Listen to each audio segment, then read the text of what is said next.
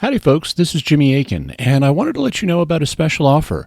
When you become a patron of the Cordial Catholic Podcast at $8 or more a month, Keith will send you a copy of my new book, The Bible is a Catholic Book. To become a patron, just go to patreon.com/cordialcatholic. Hi, hey, welcome to the Cordial Catholic. This is a podcast for non-Catholics, new Catholics, and those looking to dig deeper into the Catholic faith. I'm K. Albert Little. I'm an evangelical convert to Catholicism. And if there's one thing that I realized as I was looking into the Catholic faith, it was how little I knew about Catholicism.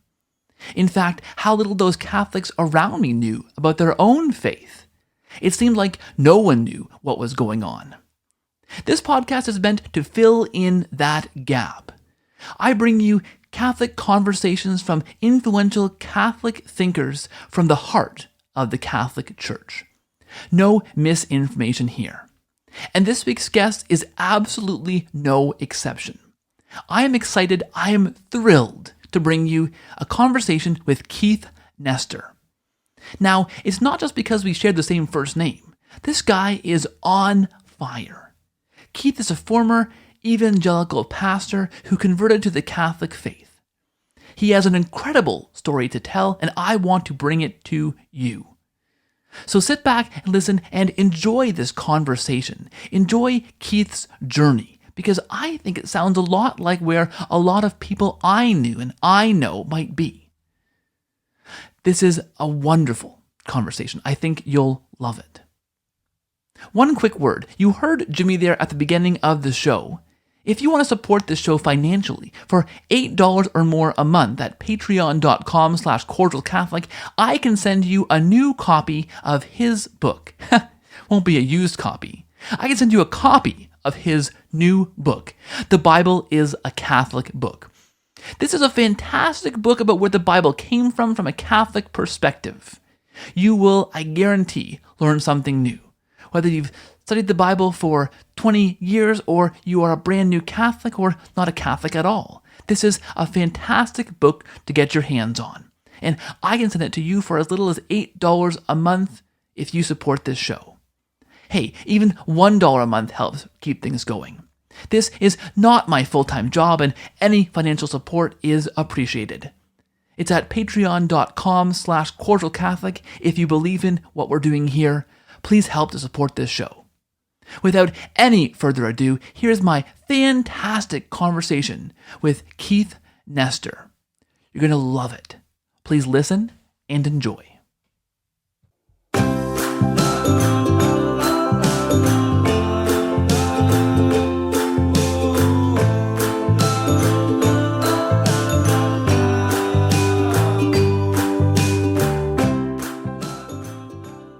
Welcome back to the Cordial Catholic. My guest this week is Keith Nestor. Keith is a former pastor with 20 years' experience in full-time ministry. Keith has served in United Methodist churches, in Assemblies of God churches, and in evangelical free churches in a variety of roles. After a long discernment process, Keith resigned his job in full-time ministry and entered the Catholic Church in October 2018. He's written a book, The Convert's Guide to Roman Catholicism, Your First Year in the Church, which is coming out soon, and he's an absolute phenom on YouTube. He's exploded onto the scene with a number of videos answering questions and objections to his conversion to Roman Catholicism. Keith, I am so excited to welcome you onto the show and to chat with you today. Thank you so much for being here. Thanks for having me. One thing I noticed in that intro was I came into the church in October 2017. I don't know if that makes a difference. Is that what my bio says? Is 2018? That is what your bio says, but okay. I know it's a brand new website, man. So yeah, I need to fix that. No problem. So yeah, you're an old hat then in the church. An extra year. I mean, I've got like a special locker down in the Vatican where I can go and pick up my stuff, but. No, it's been almost 2 years now since I came into the church, but it doesn't seem like that long. That's incredible. Well, you know what? I want to talk for a little bit here, and then I want to mostly get out of the way and ask you some questions along the way. But I want to tell you how I discovered you, because you could call it YouTube's algorithms, or you could call it, as I prefer to, the unfettered hand of God. Because what I was doing is I was watching some other YouTube videos, doing some research for some guests I was having on the show. And you know how YouTube autoplays the next video it thinks you might like. And so I'm sitting there on my chair taking some notes, and then this guy pops up, and he's talking about his conversion story. And I am just enthralled and taken into the story almost immediately. And I thought, who is this guy? And how have I not heard of him before? He's fantastic. He was just speaking so well and so eloquently. And I feel like, in this interview, and I should warn you now, Keith, I will be channeling a bit of my Pentecostal younger years, because I thought, this guy's got the anointing, as we used to say when I heard you speak on YouTube. And I found you completely by accident. You were the next autoplay video. And I can't believe that I stumbled upon this amazing conversion story. And since then, we talked about maybe a month or so ago, and we arranged this interview. I feel like your YouTube channel is just taking off. There's so many comments, so many views, and I'm so excited to have you on the show, because this ministry that you've exploded onto the scene with is just fantastic. So thank you, first of all. Thank you for your story and these videos you are creating. Wow. Well, thank you so much, Keith. It has been such an amazing thing that's happened. And really, it's only been in the last, I don't know, maybe 5 or 6 weeks that people have been finding my videos. And I have no idea how that happened. I uploaded a video to YouTube, I don't know, maybe 6 or 7 months ago, of a talk I gave at a church. And I didn't really think much of it. And I don't know, sometime around the first week of August, I started noticing I was getting all of these messages, and I'm like, what is happening?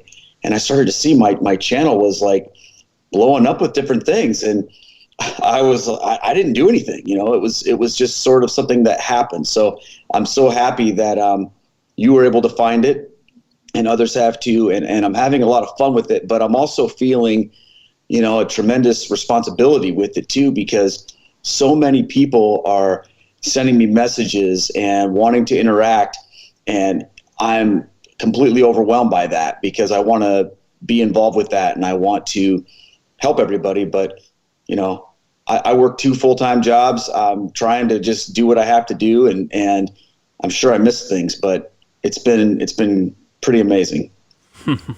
Well, if I had to guess, I'd say that the Lord is doing some amazing things in your life to bring these people to you. The funny thing is what that reminds me of when you say that you uploaded your video and didn't think anything of it. That reminds me of Scott Hahn, who I'm sure you're familiar with, because for sure, yeah. He gave this famous talk, this conversion talk, that I don't think he knew, if I remember correctly, I don't think he knew it was being recorded. And then, of course, that famous audio tape was just passed around to thousands and thousands of people who heard his conversion story and then were curious about the Catholic Church. So when you say you uploaded this video and had no idea the impact, that this is confirming for me that you are just being incredibly blessed by God, and there's something working behind the scenes here in your life and ministry. Well, I think that's true. I mean, when I was preparing to become Catholic, I had a few friends in the church that were always telling me things like, oh, if you became Catholic, there'd be so many things for you to do in the church, and, there would be opportunities for you to share and everything. Well, that was never anything that was on my radar as much as it was some of my friends. And so when I left the ministry and became a Catholic, I didn't have some grand plan where I'm like, okay, here's how I am going to enter into the Catholic ministry world or anything like that. It was the furthest thing from my mind. As a matter of fact, my priest said to me, he said, when you come into the church, I'm going to leave you alone for a year. I'm not going to ask you to do anything, in ministry. Just be Catholic. And I really appreciated that, Keith, because I just needed time to breathe. I needed time to experience what it was like to just go to church as a layperson and learn what it means to worship God as a Catholic, because it's a lot different, as you know. And then now, as like I've been given opportunities to speak a little bit and things have happened, like it's almost as if I'm feeling like, okay, God is saying, I'm not done with you yet. I've got a little more work for you to do in this type of arena. Well, I gotta say, from my perspective, hearing you talk, hearing how on fire you are for your faith and the way you speak, and the way, like I said, I'm getting Pentecostal, but man, I feel like this guy's got the anointing. I really feel. Oh man, I love it. I spent a little bit of time in a Pentecostal church, and I can relate. I can relate to that kind of speech. Amen. Well, hey, I want to get a bit out of the way here, and I want you to take us back as far back as you think you want to go. And tell us your conversion story. And I want to preface it with this, and I don't want this to come across the wrong way, but when I heard you speak on YouTube, I thought, this guy reminds me so much of so many youth pastors and evangelical pastors that I've known. There's just something about how on fire you were, how enthusiastic you were, how relatable you were.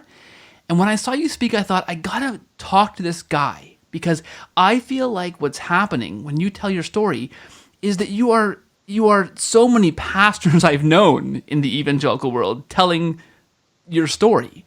So I feel like there's just so much to relate to. And I don't know if that makes any sense to you, but the youth pastors, the evangelical pastors that I knew, and I know that you spent some time working with youth, just had this kind of absolute fire, like in the way they spoke, in the way they acted, the way they lived, and that would draw in so many people, right? And so when I heard you speak, I picked up on that same kind of enthusiasm, but you're bringing that enthusiasm into the story of your Catholic conversion. So I think, and I've been pumping this up for my audience, I think there's so much here to relate to. So I really just want to kind of sit back and hear you unpack your story. Well, thank you so much for saying that. One comment that I did receive on a YouTube video one time, someone said to me, basically, I'll paraphrase it, you don't speak like a Catholic. You need to tone it down because you still talk like a Protestant. And I kind of took that as a compliment in a weird way. I have a lot of experience in churches and, sitting underneath preachers and listening to sermons. And I have a lot of friends that are, preachers and stuff too. And sometimes there can be this thing that happens to you when it's time to preach, where you sort of go into preacher mode. And, if you ever meet a preacher who talks a certain way, acts a certain way, that's completely different from when he's up giving a sermon, you know what I mean? How it's like there can be this transformation that takes place. And I think for me, it's just who I am. I don't try to get into some kind of weird thing. I'm just kind of an intense person. I don't know. I have a lot of that going on sometimes. And when I get fired up about things, I come across that way. And of course, the thing I'm most fired up is Jesus. I'm fired up most about Jesus and my Catholic faith. So I'll kind of back this up a little bit to talk about my conversion story. And it really begins with just a little background about how I grew up. So my father is a retired United Methodist pastor. So I grew up going to church. I had a pretty uneventful upbringing in the sense that both my parents loved God. They brought me to church, and I really don't remember a time when I didn't consider myself a Christian or a believer in Jesus. But I went to church camp when I was probably 10 or 11 years old, and there was an opportunity to give your life to Jesus. And so I prayed that prayer, went down front and gave my heart to Jesus and tried to live as a Christian from there on out. But, my faith was something that was a personal thing. And, I would say through my teen years, I wasn't very vocal about my faith, although I really considered myself to be a strong Christian. But for me, church attendance was pretty nominal, which is weird since I was the pastor's kid. But I barely went to church really once I got to be the age where my parents quit making me go. So I would bounce around a little bit, sometimes go to different youth groups. And I found myself in some Assemblies of God youth groups and some different evangelical places, because really what I was craving was a relationship with Jesus that was exciting and that was impactful. And I loved music. So music was a huge part of my life.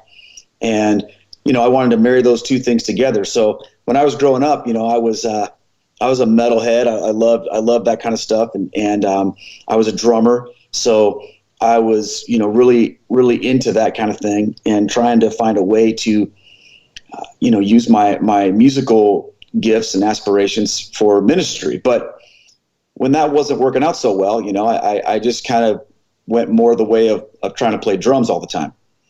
So after I went to college and dropped out after 1 year to move out to Las Vegas to play in a band with some friends of mine from my school. And that sort of fell apart rather quickly.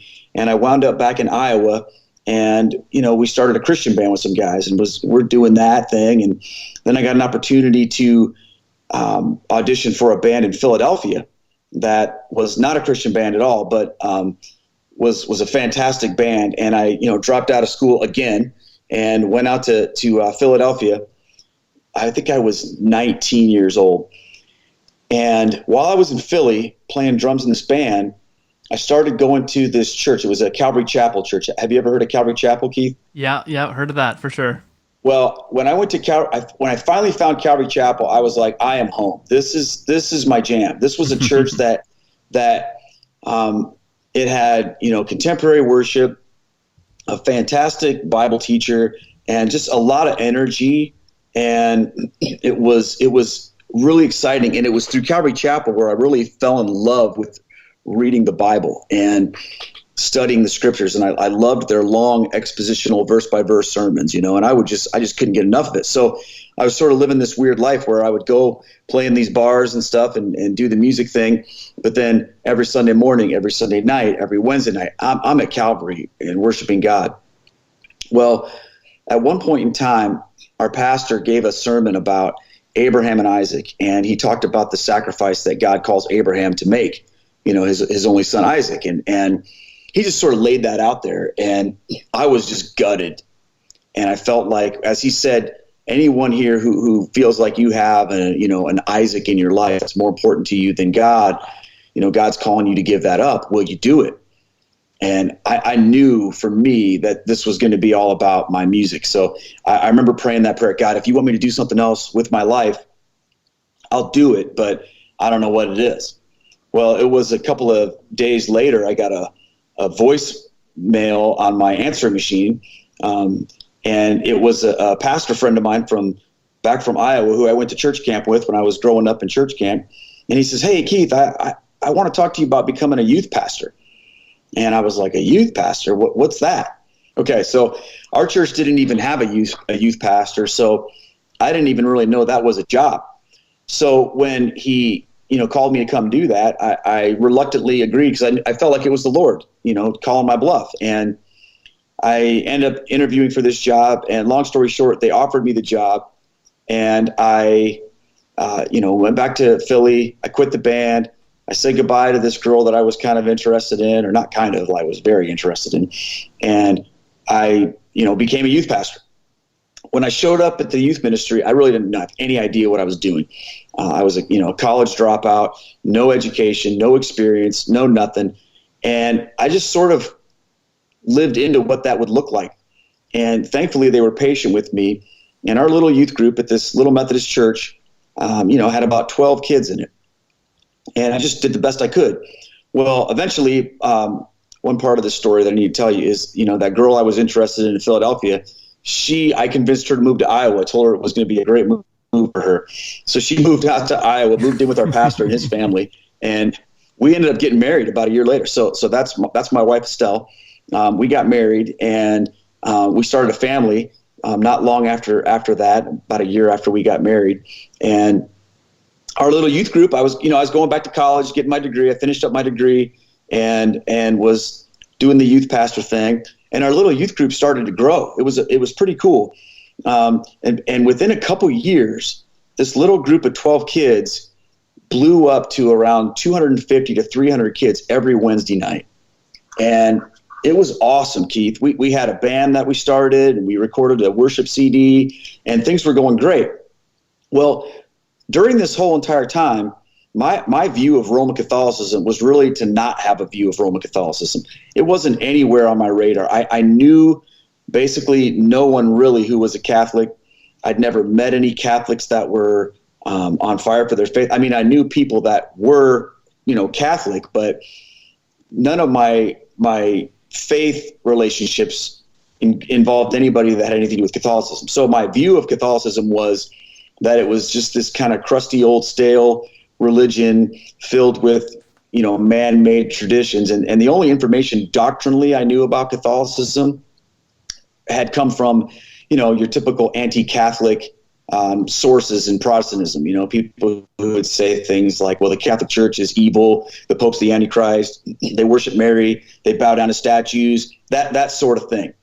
So when I was trying to find a graphic designer to help me with the logo for my youth ministry, I ran across this guy. His name is Devin Schott, and his number was given to me. So I called him up and talked to him on the phone, and he sounded like a pretty cool guy. And he agreed to meet with me.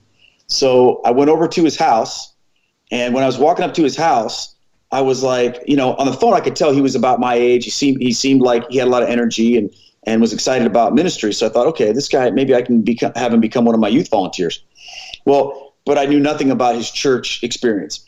So I'm walking up to his house, and he's got all these statues in his front yard, the Virgin Mary and, some other guy, maybe it was Francis of Assisi or what. I mean, something, I had no idea who these people were. And I knock on his door, and he opens the door, lets me into his house.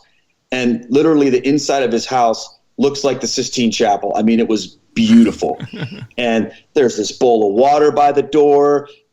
There's statues in there. There's all these Catholic looking people in these pictures everywhere. And I walked, and there's no television in his house. At my house, I had like a big TV. Well, at the time, what I consider to be a big TV, video game consoles, all that normal man stuff or whatever.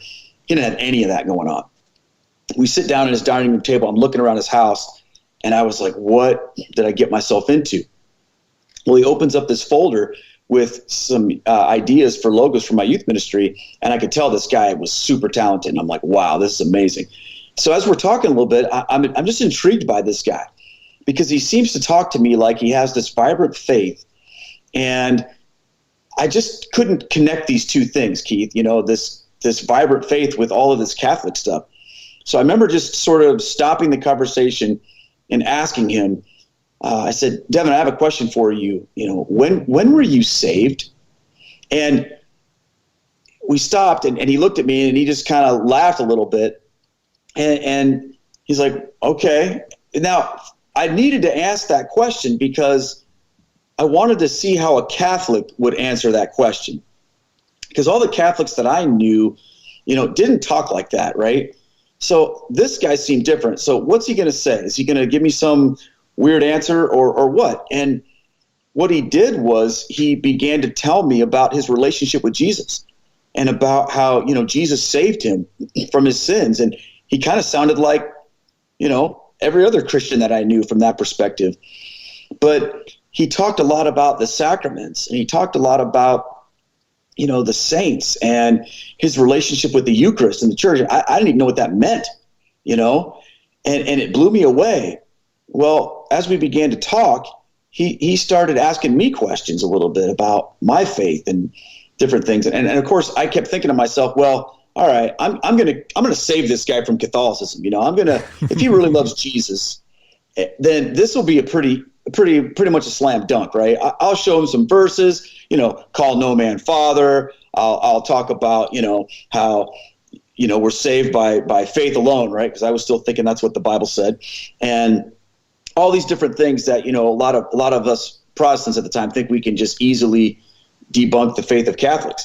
Well, I quickly learned I was out of my league when it came to this, and we started talking a little bit. And as I was getting ready to leave, he hands me this tape, this VHS tape, and it has this really grainy picture on it of some guy that looks like my dad shaking hands with the Pope. and it says the Scott Hahn conversion story. So, you brought up Scott Hahn earlier. Perfect. And I'm like, who in the world is Scott Hahn, and why is he shaking hands with the Pope? I knew nothing about it. So I go home, and I eventually I watched this tape because I was so intrigued. And I mean, let's be real. The quality of the production of the Scott Hahn conversion story is less than stellar.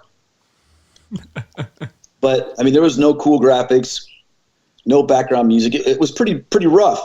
But the things he was saying, I was completely enraptured with it, Keith, because here was a guy who wasn't just, like me, who didn't really know much about Catholicism. So I just sort of believed what everybody told me. This guy was like super anti-Catholic. And he winds up becoming a Catholic. And that just hit me. Well, our conversation, continued from there. And, as we began to try to argue each other out of our systems, I'm like trying to get Devin to become a Protestant. He's trying to get me to become a Catholic. We would have like these knockdown, drag out theological, throwdowns. And it was pretty intense. And what I was learning was that a lot of the things that I had taken for granted about Catholicism just weren't true. And he began to give me books, Born Fundamentalist, Born Again Catholic, The Spirit of Catholicism. He would take me to go hear different speakers. So I remember, years and years ago going to see Tim Staples give a talk at a Catholic church and other people. And my heart was starting to be changed on some of this stuff. But I still had, a lot of objections. A lot of things I couldn't wrap my mind around, and things that I thought for me just were deal breakers, And there were a few of those things in my story that caused me at one point in time just to sort of shut this whole thing down, because although I was beginning to feel drawn into the Eucharist and some of the things with the church fathers, there were still a few things that for me I just couldn't get over. So first of all, practically, I was a youth pastor. I was doing ministry. And if I become a Catholic, what am I supposed to do for a job? And my ministry was huge at the time, to me anyway. And I thought, well, clearly God desires me to be doing what I'm doing. All these kids are coming every week and it's a great thing and it's all exciting. I'm not just going to drop all that to, become a Roman Catholic. And so I remember I had an experience one night where I was at a church camp and we were having a communion service. And when my friend, who was the pastor, was doing the Protestant version of the Eucharistic liturgy, which can vary from place to place and time to time. But when he held up the bread and the juice, something inside me broke. And I just knew that, like, okay, Jesus Christ is truly present in the Eucharist, but that's in the Catholic Church. It's not a symbol, it's reality. And I remember running out of there just in tears, calling Devin saying, I think I'm supposed to become Catholic. And I thought for sure he'd be like, oh, yes, finally you listened to me. But he was so humble about it. And he was like, yeah, the Lord's calling you home. Well, it would have been awesome if that night I would have said, okay, I'm doing this. But the truth is I didn't. I was afraid. And I chickened out. I told nobody about this, not even my wife. And I just kind of put it on a shelf and went on with my life and, ran into some tough times over the years and some tough things happened to me and in my heart. And I got kind of burned out with ministry and I just needed to step away. And throughout that process, I sort of eventually got to a place where I was willing to consider Catholicism again. But as I began to, go down that road, I still couldn't wrap my mind around a few of these objections, specifically around things like purgatory and some of the Marian doctrines and the papacy. I was struggling with these things. Well, a couple years go by and I'm back involved in ministry and doing different things. Now, I'm a senior pastor in a church, in an E-Free church. And then I'm also doing like a teaching ministry at this Assemblies of God church. And life is good. I'm still moving forward in my faith and in ministry, but there's this nagging thing about Catholicism. Well, about a couple years later, I went back into the Methodist Church as basically an associate pastor of youth and mission, which meant that I was in charge of youth ministry again, mission teams, but I was also, preaching every other week to the main worship service of the church. And, doing ministry again in that role was it was pretty cool. But our denomination was really going through some difficult things. And I began to see how, the lack of an authority beyond any one person's interpretation of the scripture led to all sorts of chaos. And I started having all these flashbacks about when I was going through my exploration of Catholicism. I remember when I was in seminary, pulling my church history teacher aside or my New Testament professor aside and wanting to ask her about Matthew 16:18, where Jesus, gives Peter, I tell you, you are Peter, and upon this rock I'll build my church, and the gates of hell will not prevail against it. That entire discourse. And I remember asking her, what do we do with this? The Catholics are saying that this is where Peter is made the first pope, and the authority is given to him or will be given to him to establish the church, or have Christ establish the church on him. And I said, what do we do with that? This is what the Catholics are teaching. What do we say? And she says, well, we believe that it's not about Jesus, it's about his faith. And I said, well, why do we think that way? And she goes, well, because we're Protestants, of course. Ha, ha, ha, ha, ha. Oh, no. And she walked away, and I'm like, oh, man, that was not a good answer to that question. Because we're Protestants. That didn't help me. Well, I found myself in almost an identical situation, Keith. I was attending a meeting, and there was a guy there who's like I think he's a president of a Methodist school or something of a seminary. And I was having lunch with him, and we were discussing all of the issues in our denomination that is basically breaking apart the Methodist Church. And I said to him, how do we answer these questions? You've got some guys that are, claiming that, their point of view is correct, and other people claiming their point of view is correct. How are we going to find our way through this without some authority that we can all mutually agree upon? And you know what he said to me? He goes, yeah, it sucks to be Protestant, doesn't it? Ha, ha, ha, ha, ha. And, he thought he was making a joke. And I was just like, oh, man. And it just hit me again. Well, oh, man, there's so many things I could tell you. But bottom line is this. Through the chaos that was happening around me in my denomination, it really caused me to reopen this exploration of Catholicism. And I started to really key in on this idea of authority and understanding how important that is.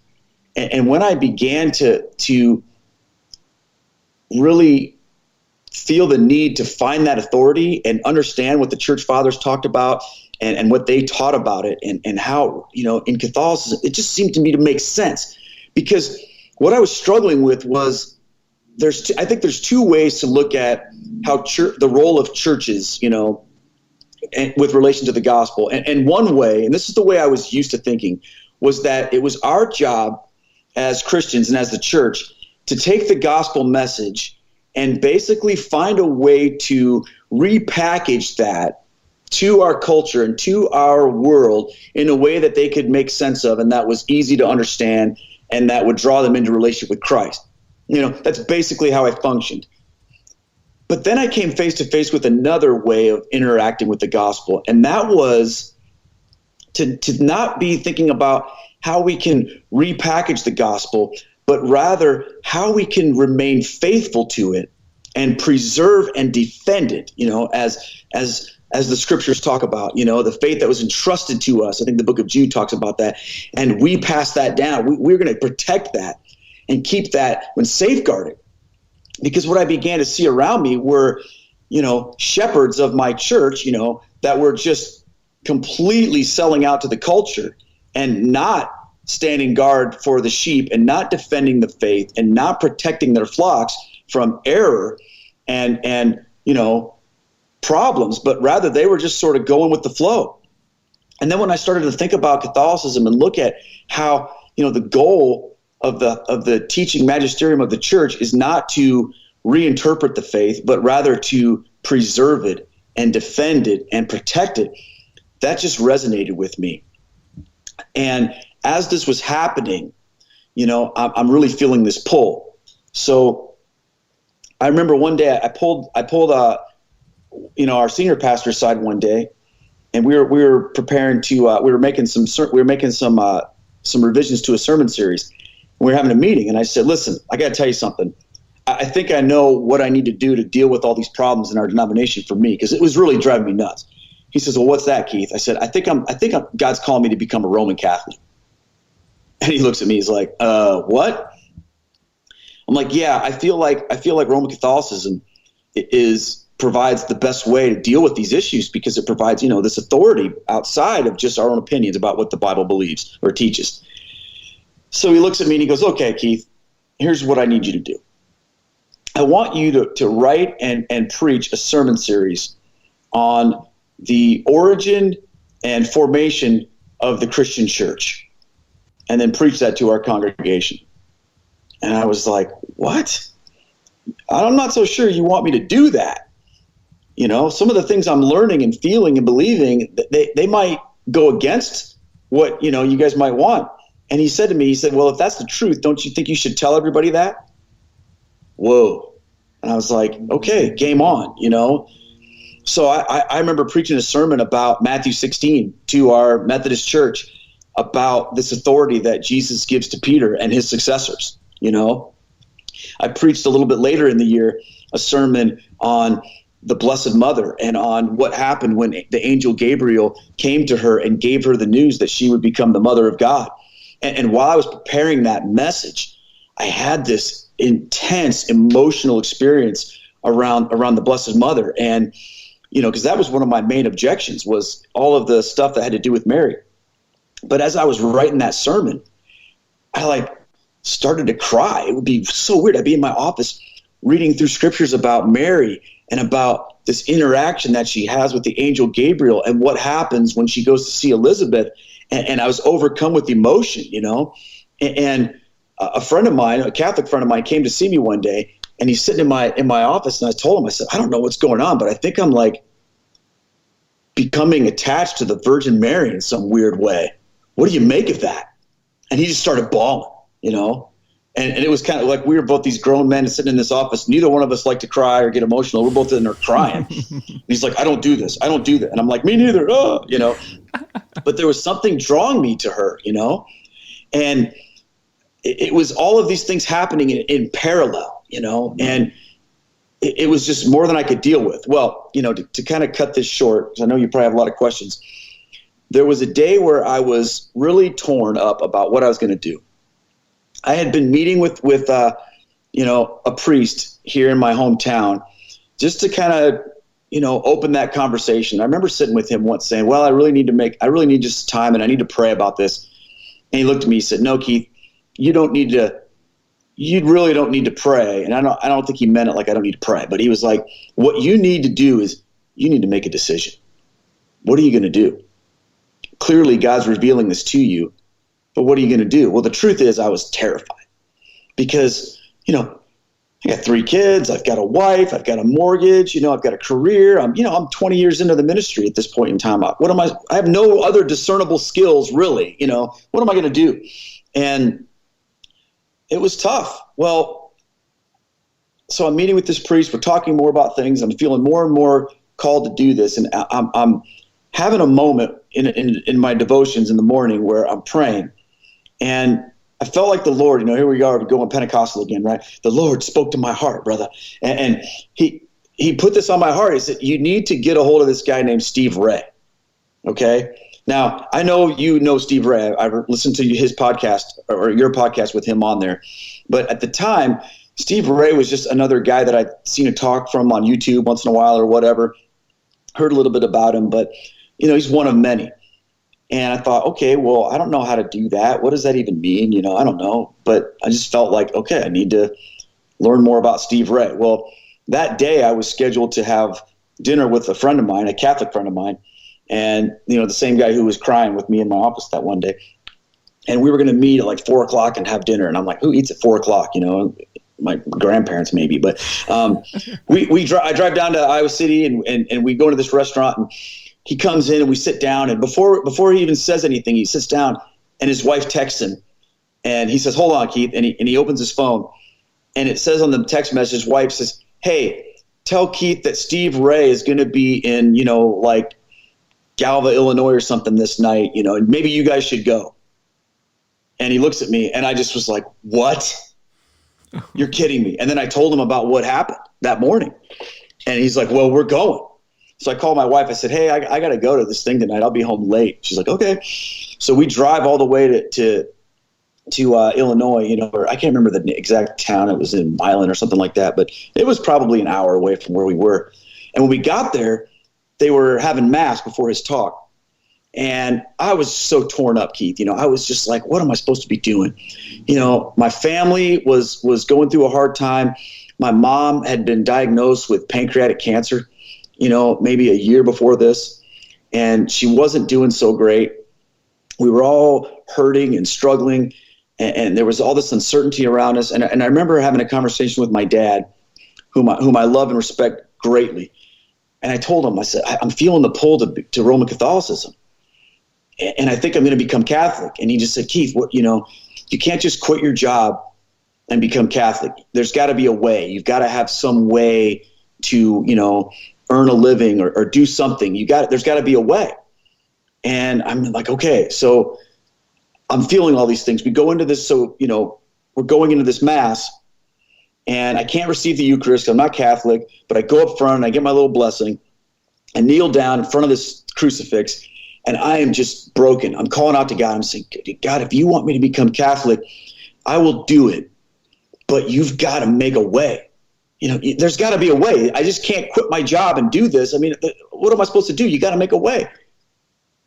And again, for the second time in one day, God spoke to me. And it's like Jesus was reaching out to me from that crucifix.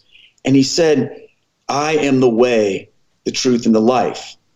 No man comes to the Father but through me. Keith, you don't need me to make a way. You just need me.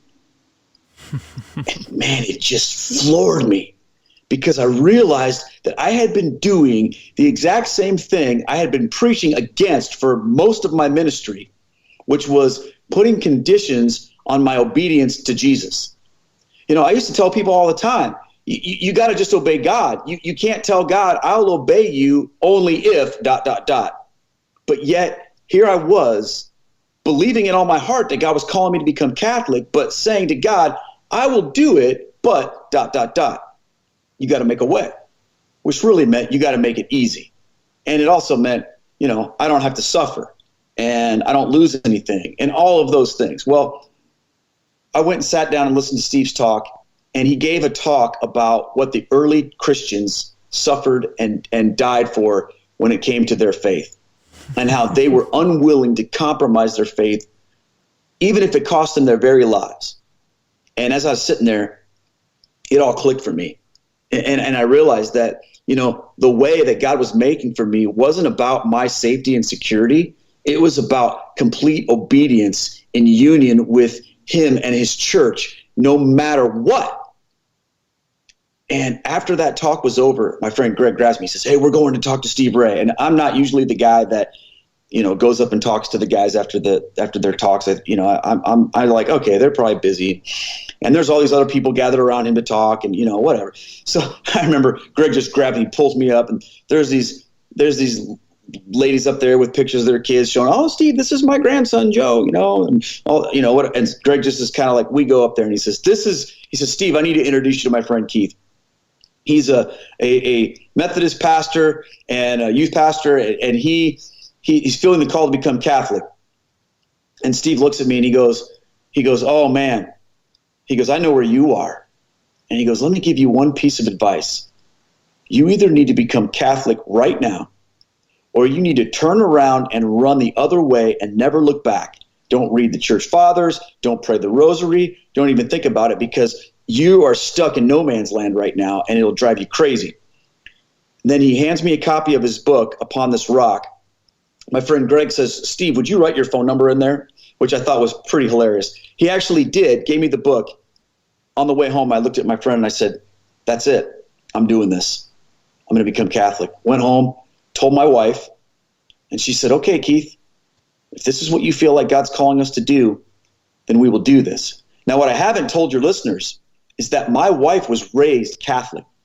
She was brought up in the church, but not really in a way that had anything to do with the vibrant faith. She just was Catholic because that's just what you were. She went to Catholic school her whole life, but she would tell you it never meant anything to her. They didn't go to church other than Christmas or Easter, and her entire time through Catholic high school, she never felt like she understood the gospel or anything. It wasn't until I invited her to Calvary Chapel where she got saved, because I told her, you got to get rid of this Catholic mumbo jumbo. Get rid of it. It's just baggage holding you down. You need the real faith. You need Jesus.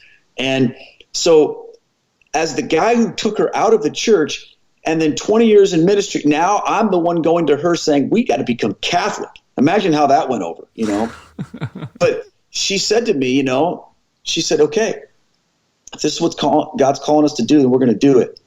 So I think, it was probably the next day I went into my senior pastor's office and I said, here's the deal. I'm doing this. And I went before the church board and I told them, and they couldn't believe it. I mean, our church was growing. We had a $9 million building on the edge of town we were putting together, and things were exciting. It was happening. I mean, our denomination was a mess, but our local church was doing great. And they're like, Keith, what are you talking about? We love you. And I loved my church. I had a great relationship with these people, but I told them, I said, no, I got to follow what the Lord's called me to do. So, I resigned. Eventually I resigned my job, not long after that, and came into the Catholic Church. My wife and I had to get married in the church because, we hadn't done that. We got married outside the Catholic Church when we first got married. And of course that was one of my hangups back in the day, but we were ready to jump in. So we did that. And October 8th in 2017, I was brought into the church. And when it was time for me to receive the Eucharist, it was an amazing experience. And then not long after that, it was time to pass the peace, and, turn and share the peace of Christ, give each other a sign of peace. I feel a tap on my shoulder. I turn around and Steve Ray's standing there, and he taps me on the shoulder and he says, welcome home, brother. You'll never look back. Now, Steve Ray doesn't live in my town, but he just happened to be in our town on that day and happened to be at that mass when that happened. And it just was like, boom, full circle, So my wife and I, we've been living this life, since that moment. It's been an amazing experience, and God has shown me so many things, but, that's how I came into the church. That's a long story right there, brother. I feel like I've done a lot of talking. So. Oh man, we'd say that's a good word. That's what we'd say about that. That's a fantastic. That's a good word, man. That's just a fantastic story. I mean, I'd wonder first of all, and this was a hang up for me too, because the Catholics that I knew as an evangelical were these Catholics like you describe your wife may have been, like raised in Catholic school, but it wasn't any kind of a vibrant faith. And when I was an evangelical, when I was going to church, we'd have these Bible studies, and before that, youth groups, and then, midweek services, and all these things that places we could grow and worship and fellowship. And the Catholics that I knew had none of that stuff. I wouldn't even consider them Christians, I don't think, at the time, just based on seeing how they acted and their faith. So how for you was that experience? How did you feel when you were looking at coming into a church where so many Catholics appeared to be like that? You know what I mean? Yeah, well, there were basically two types of Catholic people that I had experience with. And the first and largest group was exactly what you described. People who were, Catholic, just kind of like people are German or Irish, it was part of their heritage, but it had really no impact on their, desire to be a disciple of Jesus Christ. Well, then the other group of people that I had a little bit less experience with were Catholics that I judged to be kind of fanatical, and like superstitious. And I would see Catholics bowing down before statues and rubbing their rosary beads and saying just weird things that freaked me out. Like, oh man, I can't find my keys. Well, pray to St. Anthony, and these things that to me, listening at the time, I couldn't relate to. So it was difficult for me to think about going into that. But once I started to meet some Catholics that were super on fire for their faith, that changed me, and back in the day, way back early in my experience, I did a thing where I was invited to go over to Medjugorje, and I know that's a controversial topic for a lot of people, because some people are, convinced that Medjugorje is like heaven on earth, and other people think that it's, a complete hoax and all this kind of stuff. And I'm not here to get into all that, but I was invited to go when I was a Protestant with a bunch of Catholics. So I went on that trip, and the thing that I saw while I was over there was I didn't see any nominal Catholics over there. I can tell you that much. I saw people who were praying with passion and worshiping Jesus and just wanted to be in the presence of God and living their faith boldly. But yet at the same time, they were loving life. They were happy and they lived their faith and community in a way that I hadn't ever experienced in Catholic circles. So my generalized view of Catholics sort of changed after that experience. But yeah, thinking about coming into the church, it's different. Going to Mass is different than going to church at other places. But I think the thing that's helped me with that has been to really not get focused on what other people are doing, but rather be focused on what God's doing and the sacraments and the liturgy. Because, let's face it, not all Catholic churches are awesome to go to. Some of them are amazing. Like the one I go to is fantastic. But, I've been to some Catholic churches that have really, been a struggle for me for one reason or another.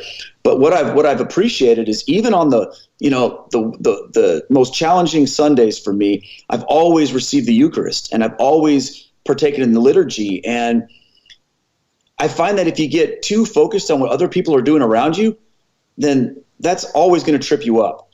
So yeah, I struggled with it, but I've tried to learn that, in Catholicism, really who you are as a churchgoer isn't the point of going to Mass. Whereas a lot of times when you're going to other churches, it's all about who else is there. Especially in youth groups, it was all like, well, who's going to go? And how do you get more kids to show up so that you can get more kids? And in, my former life, it was all about how do we draw a crowd? Because a crowd will bring more people. And how do we make the worship service easy for people to interact with and friendly and open and inviting to non-church people, Well, Mass is a lot different than that. And it took me a little while to understand and embrace that different frame of mind. But now that I do, it's amazing because it's so refreshing not to have to worry about yourself, or who's around you, but just to focus on Jesus. Oh, that's a great perspective to have. I know that, Mass just looks so different than I think a lot of the Protestant services that you and I would have been in as non-Catholic Protestants, right? I would have had at least a lot of, the really rocking music. And I know music is important for you. So losing that might have been a thing. And we would have had, spotlights and all these. I'm thinking of the typical kind of evangelical Protestant Sunday morning service. It's a production, and the Mass is so different from that. So how did you cope with that transition? Well, yeah. First of all, let me tell you, all that rock and worship music experience, like that was my jam. I lived for that. I was a worship leader and I was also a drummer. I designed, sound systems and stage sets and lighting and all this kind of stuff. It was like, if you came to one of my youth services or one of the worship services I designed, it was intense. We used to have like pyrotechnics going off in our youth nights and stuff. And I was all into that, So then going into Mass, I thought, well, okay, I have to learn to just let that go. And I was willing to do that, but then I would go to Mass sometimes, and if I just be completely honest, sometimes the music was a struggle for me because I didn't really appreciate it. I'm not really a big 1970s, 80s happy clappy modern hymn guy. I'm not into that so much. So I would kind of endure that or put up with that. No offense to people who are into that. I really don't want to come across as like one of these guys that's like, judgy or some kind of purist, but it just wasn't fulfilling to me. Well, one Sunday, because of time constraints, we had to go to Mass at a different time. And the only time that was available was our 7 a.m. Latin Mass, okay, which our church has a Latin Mass. It's the only one in our diocese, okay? But I didn't know anything about the Latin Mass at the time. I just thought, okay, well, this was interesting. I didn't know how special it was or that it was the only one or whatever. I just knew it was at 7 o'clock in the morning and it counted. So, we're going to Latin Mass. So we go into this church and I'm immediately taken aback by just this sense of reverence there. And, most of the women are veiled and it's quiet and people are praying.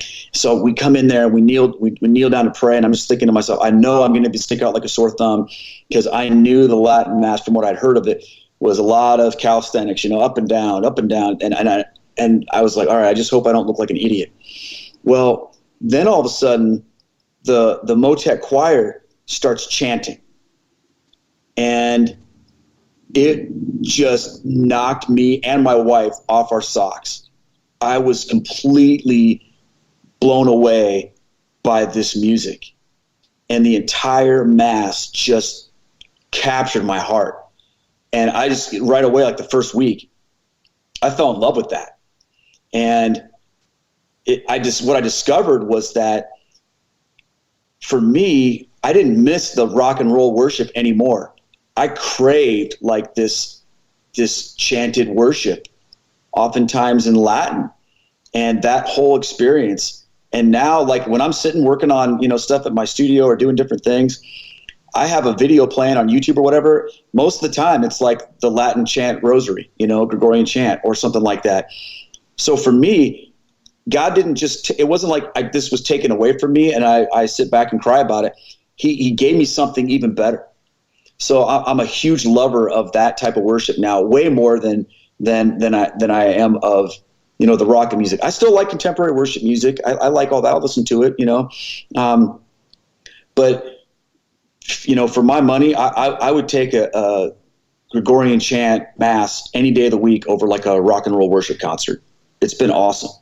That's really interesting. I know music is definitely a thing that was a struggle for me and my wife as well. We came from a non-denominational church. Was the last place that we called home, and they had essentially a house band that would record albums and stuff. Wow!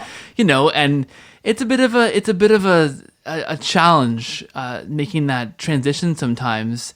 But you've given us some fantastic, pointers. Worry about yourself. It is about us. It's not about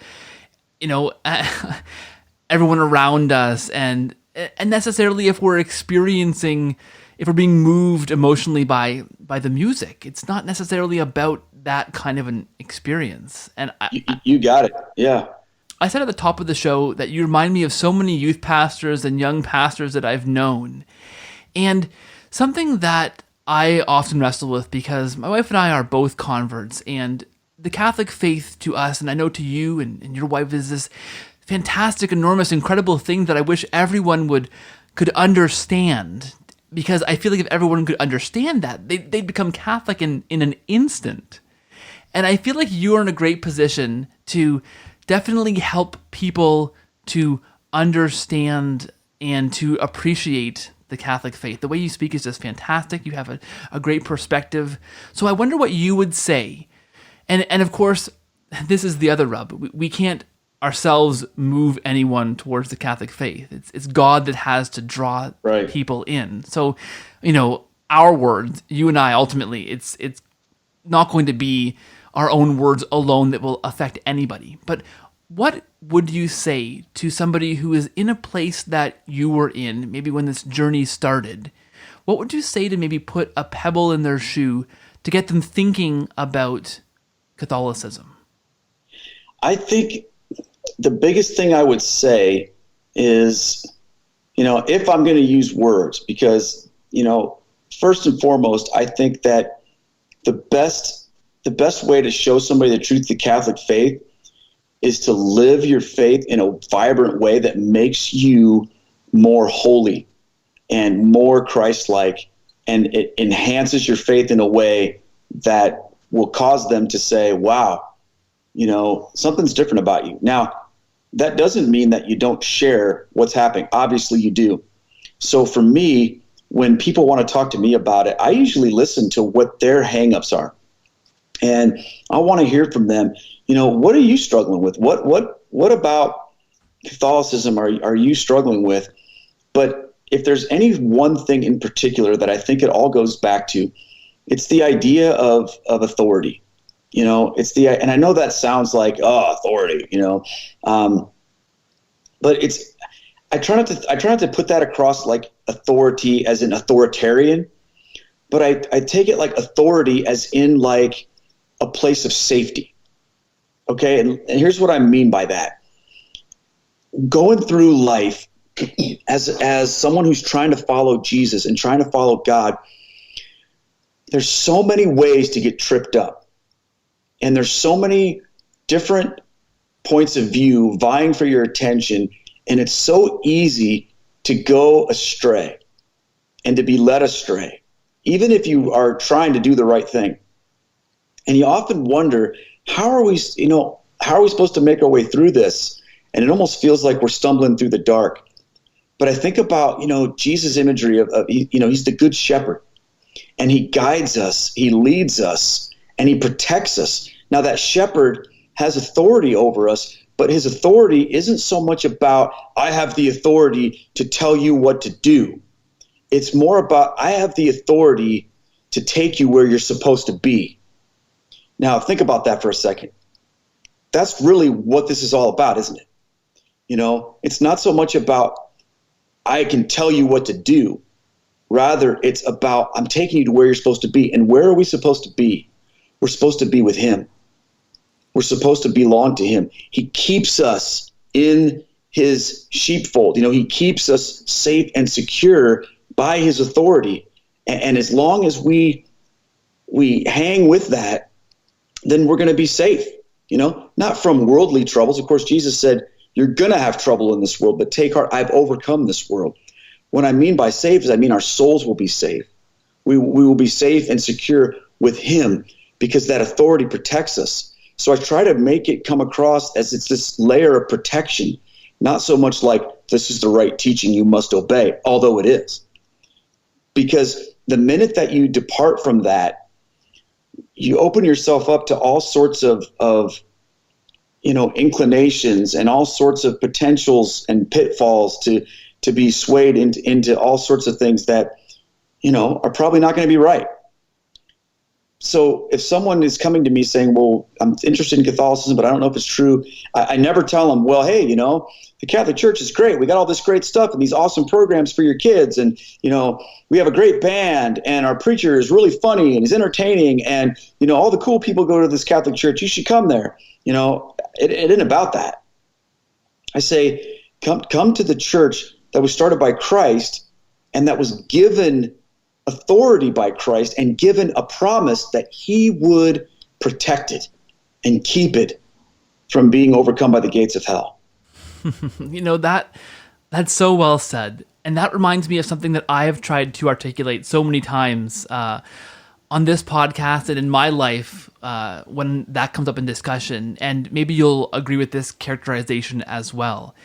It's the idea that, as a Protestant, I tried so many ways from here till Tuesday to figure out different theological points. I would read my Bible and my friend would read his Bible and we couldn't come to agreement on certain points. So we'd read a whole bunch of different books from different theologians to try and figure out, well, who has the right point, and none of them would agree. And I was often left, trying to wrestle with all kinds of different theological points on baptism and gender and same-sex marriage and salvation and purgatory, the afterlife, hell, heaven, all these different things. And we're left to work it out on our own so often with the Bible and then these theologians that we can find to kind of build that up for us or unpack that for us. But what I found in the Catholic Church, and maybe you found this too, is there's this safety and security in knowing that I don't have to actually unpack all of these tiny and sometimes huge theological points for myself. I can rest in the arms of this 2,000-year-old tradition that Christ promised the authority to, and the fact that it wouldn't be overcome or destroyed. Like, does that resonate with you at all? That idea? That's exactly how I feel, Keith. And that's what I mean by that safety, because I would get so, like you, I think we have similar stories, you know. I would get just torn up inside wondering what is the truth, you know, because I have a lot of friends in different theological camps. And when you meet different people, you know, you sort of size them up and you're like, okay, well, you know, who do you listen to and what pastors do you follow? And who's teaching, you know, are you into, and do you like this guy and do you like that guy? And people are sized up according to, you know, who they listen to and who they like. And how do you make your way through all that? And when I became Catholic, I could just sort of breathe and go, I don't have to figure all this out anymore, because I couldn't do it. Now I just have to rest and let the Holy Spirit infuse grace into me through the sacraments, so that my life can be about what Jesus wants to do in me and through me, not about trying to like crack the code of what the right theology is and what makes sense and what's clever and what's new and what's, appealing to people. I can just let all that go and just rest. And now for me, I'm so much more peaceful in my faith about that.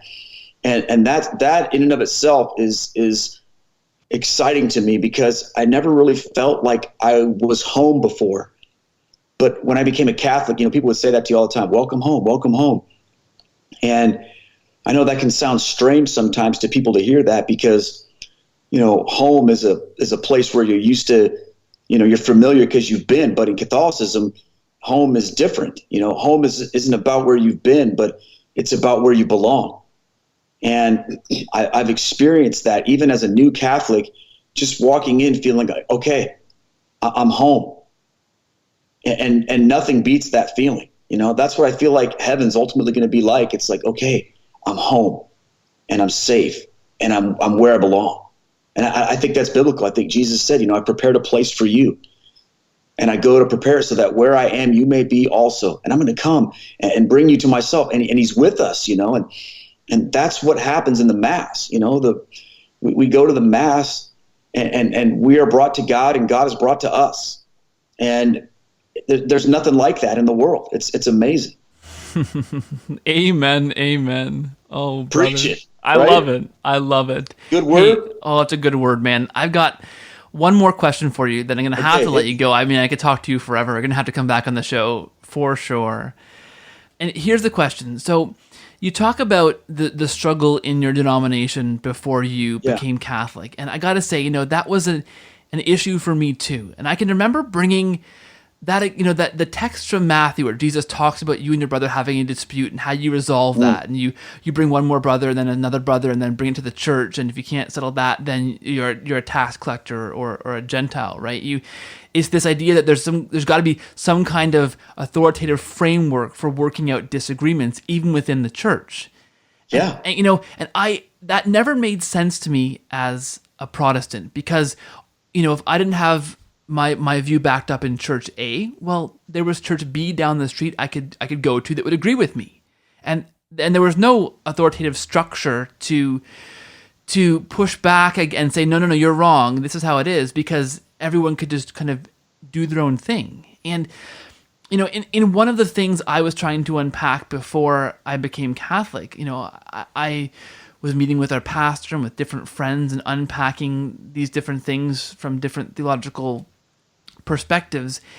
And sad to say, that church that we left had a split over that same issue that I was wrestling with in the end. The church itself couldn't sustain it, and it split. And we were already Catholic at that point. But what could you say to somebody who is in that struggle right now, who is looking at the situation in their church and the Evangelical church and maybe their denomination or their group of friends, and just feel like nobody has the answer. There can't be any answer. The system makes no sense and just quits Christianity altogether. What would you say to them about what you've experienced in becoming Catholic?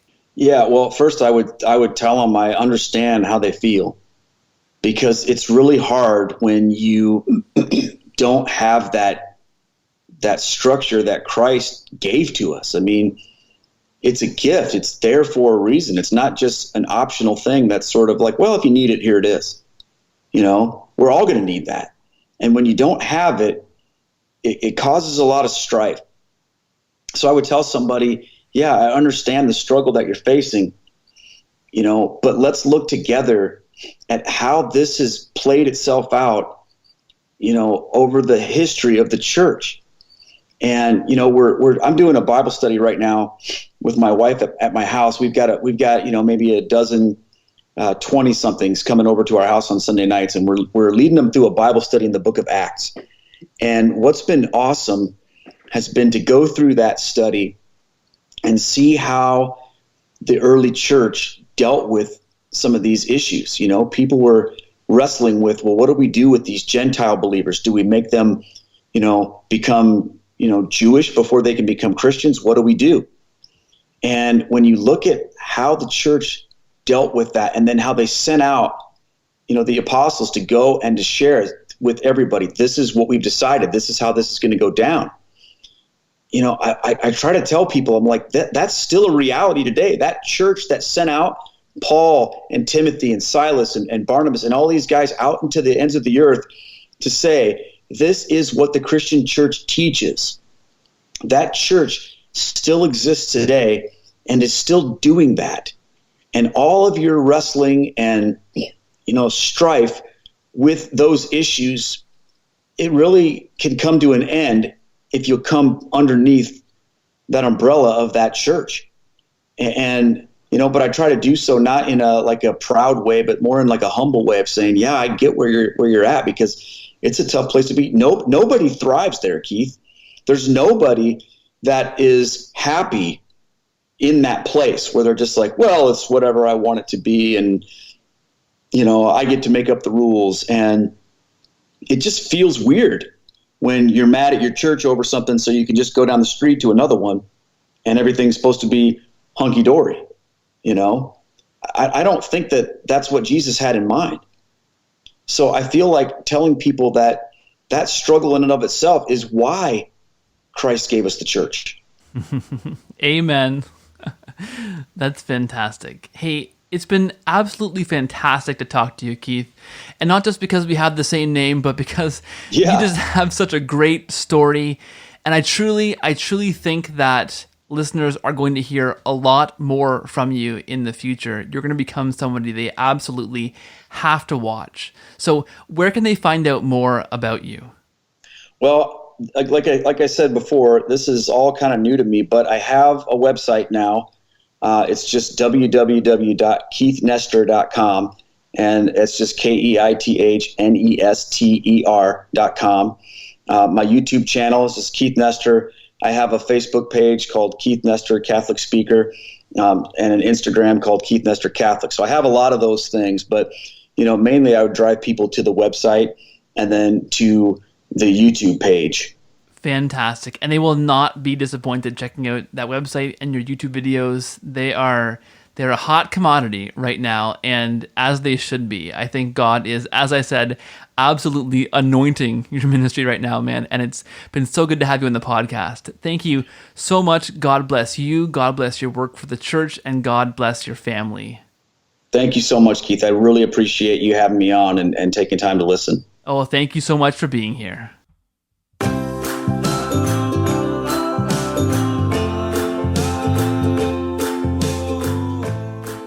Thank you for listening to this episode of The Cordial Catholic. Check out Keith Nester's stuff at keithnester.com. He's on Facebook and YouTube as well. Look him up, you will not be disappointed. As you can tell from our conversation, he is a fantastic evangelist, a wonderful speaker, and has an incredible story to tell. Check him out, you will not be disappointed. We're at thecordialcatholic.com for show notes and all the latest blog articles I've been reading. They're fantastic, I think, and worth your time. Check those out, please. Email cordialcatholic@gmail.com. Any feedback is good feedback and helps push this show to new boundaries and helps me to continue to improve what I'm doing here. I'm at Cordial Catholic on Twitter, The Cordial Catholic on Facebook as well. Please follow or subscribe to this podcast wherever you find it, and please leave ratings and reviews if you can. Those help push the show out to new people and to grow our audience. Guys, I love this work. I feel it is a calling from God on my life, and it's growing by leaps and bounds. But it's not my full-time job, and any financial support you can throw my way goes a long way. $8 or more a month, as you heard, gets you a copy of Jimmy Akin's new book, The Bible is a Catholic Book. Jimmy joins us on the show in a couple of weeks, and I think this is his most fantastic, his best book ever, and I can give you a copy for $8 or more a month. Go to patreon.com/cordialcatholic for more information on how to do that. And thank you so much for all my supporters and anyone even considering it. Thank you so much. Talk to you next week, guys. Thanks for listening, and God bless.